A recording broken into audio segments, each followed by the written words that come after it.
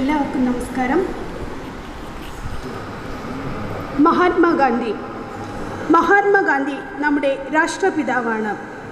1869 October 2 ഗുജറാത്തിലെ പോർബന്ദറിൽ ജനിച്ചു. മോഹൻദാസ് കരംചന്ദ് ഗാന്ധി എന്നാണ് ഗാന്ധിജിയുടെ മുഴുവൻ പേര്. അദ്ദേഹത്തെ ബാപ്പു എന്നാണ് വിളിച്ചിരുന്നത്. പിതാവിൻ്റെ പേര് കരംചന്ദ് ഗാന്ധി, അമ്മയുടെ പേര് പുത്ലിബായി എന്നാണ്. 14-ാം വയസ്സിൽ അവർ കസ്തൂർബ ഗാന്ധി വിവാഹം കഴിച്ചു. മെട്രിക് പരീക്ഷ പാസ്സായ ശേഷം ഉപരിപഠനത്തിനായി ഇംഗ്ലണ്ടിലേക്ക് പോയി. അദ്ദേഹം ഒരു അഭിഭാഷകനായിരുന്നു. 1915 ഗാന്ധിജി ദക്ഷിണാഫ്രിക്കയിൽ നിന്ന് നമ്മുടെ രാജ്യത്തെ സേവിക്കാനായി മടങ്ങി.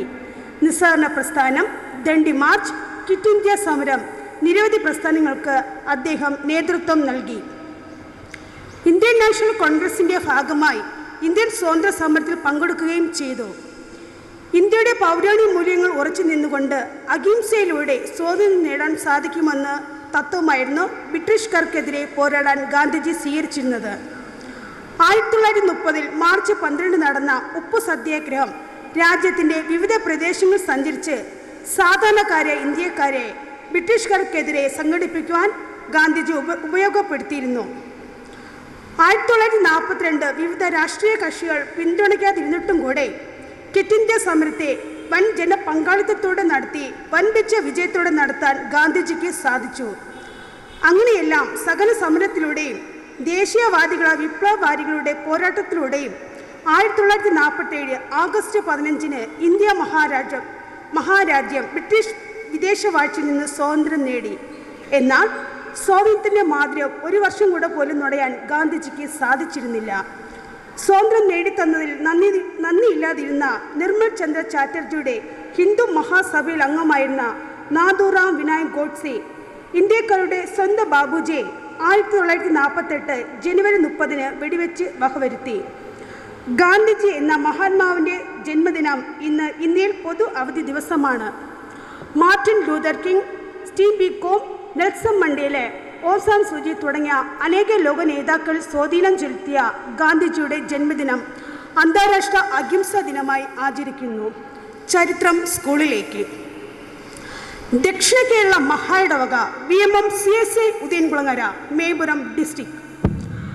1842 തെക്കൻ തിരുവിതാംകൂറിലെ ആദ്യത്തെ പ്രൊട്ടസ്റ്റന്റ് മിഷണറി ആയിരുന്ന റവറണ്ട് വേദമാണിക്യം മഹാരാസൻ ഉദയൻകുളം എന്ന ഇന്നത്തെ ഉദയൻകുളങ്ങര പള്ളിയും പള്ളിക്കുടവും എന്ന ആശയത്തെ സ്ഥാപിച്ച് CSI ഉദയൻകുളങ്ങര ദേവാലയവും LMS LPS ഉദയൻകുളം സ്കൂളും ഇന്ത്യയുടെ രാഷ്ട്രപിതാവ് മഹാത്മാഗാന്ധിജിക്ക് വിശ്രമ സ്ഥലം ഒരുക്കിയിട്ട് 100 വർഷം തികയുന്നു. 1925 മാർച്ച് 8 മുതൽ 19 വരെ ഗാന്ധിജിയുടെ 2ാം കേരള സന്ദർശനത്തിൽ വൈക്കം സത്യാഗ്രഹത്തിൽ പങ്കെടുത്തതിനു ശേഷം തിരുവനന്തപുരത്ത് നിന്നും കന്യാകുമാരിയിലേക്കുള്ള കാൽനട യാത്രാ മധ്യേ മാർച്ച് 14 ഗാന്ധിജിയും സംഘവും ഉദയൻകുളം പള്ളിയും പള്ളിക്കുടം എന്ന സ്ഥലത്ത് വിശ്രമിക്കാനായും സമൂഹത്തിലെ പ്രമുഖരുമായുള്ള ചർച്ചകൾക്കായും തിരഞ്ഞെടുത്തതായി ചരിത്രത്തിൽ രേഖപ്പെടുത്തിയിരിക്കുന്നു. ഈ സന്ദർശനത്തിന് 100 വർഷം തികയുന്നു. കാലം സാക്ഷിയ സന്ദർശന ചരിത്രത്തിന് ഒരു നൂറ്റാണ്ടോളം പഴക്കമുണ്ടെങ്കിലും മഹാത്മാജിയുടെ ദീപ്തമായ ഓർമ്മകൾ ഇന്നും ഈ സ്കൂൾ വളപ്പിൽ അലയടിക്കുന്നുണ്ട്. 1925 മാർച്ച് 14 വൈക്കത്ത് നിന്ന് കുളച്ചിലേക്കുള്ള യാത്രാ മധ്യേ അന്നത്തെ കുടിപ്പള്ളിക്കുടമായിരുന്നു ഇന്നത്തെ ഉദയൻകുളങ്ങര LMS LPS സ്കൂളിൽ ഗാന്ധിജിയുടെ നേതൃത്വത്തിലുള്ള സംഘം എത്തുന്നത്. നേരിൽ കാണാൻ പ്രമാണി മുതൽ സാധാരണക്കാർ വരെ എത്തി. ജാതി സമവാക്യങ്ങൾ മാറ്റി വിദ്യാഭ്യാസപരമായി മുന്നേറിയാൽ മാത്രമേ നാടിൻ്റെ വികസനം സാധ്യമാകൂ എന്ന ഗാന്ധി സന്ദേശം വലിയൊരു ജനത ആവേശത്തോടെയാണ് സ്വീകരിച്ചത്.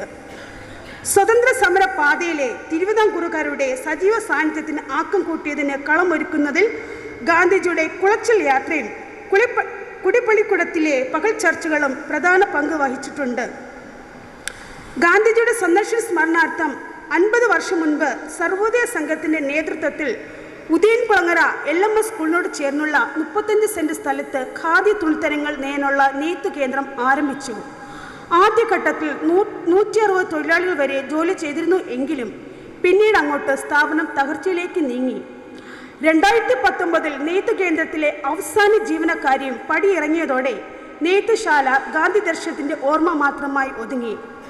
ഗാന്ധിജിയും കൂട്ടരും എത്തിച്ചേരുന്നതിൻ്റെ അന്നേ ദിവസം ഇവിടെ തങ്ങുകയും അന്നത്തെ പിന്നക്ക എണ്ണ വിളക്കിൽ വെളിച്ചം തെളിച്ച് ഇവിടത്തെ മാവിൻ ചുവട്ടിൽ പ്രമുഖരുമായി ചർച്ച നടത്തി.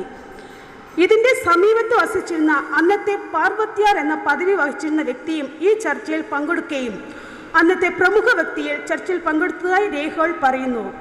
ഈ പ്രമുഖർ ഇവർക്കുള്ള രാത്രി ഭക്ഷണം ക്രമീകരിക്കുകയും അതിനുശേഷം രാത്രി ഇവിടെ തങ്ങി പ്രഭാത ഭക്ഷണം കഴിച്ച് 100 കണക്കിന് ആളുകളുടെ അകമ്പടിയോടെ കുളച്ചിലേക്ക് തിരിച്ചു. പഴമക്കാരിൽ നിന്ന് കൈമാറി കിട്ടിയ സ്കൂൾ സന്ദർശന ഓർമ്മകൾ അയവിറക്കുകയാണ് പ്രദേശത്തെ ഇളം തലമുറ. ഗാന്ധിജി സന്ദർശിച്ചതിൻ്റെ 100 വർഷം തികയുന്ന ഈ വേളയിൽ ഇങ്ങനൊരു സമ്മേളനം ആവിഷ്കരിക്കാൻ സാധിച്ചതിൽ സർവേശ്വരനോട് നന്ദി പറഞ്ഞുകൊണ്ട് നിർത്തുന്നു. നന്ദി, നമസ്കാരം.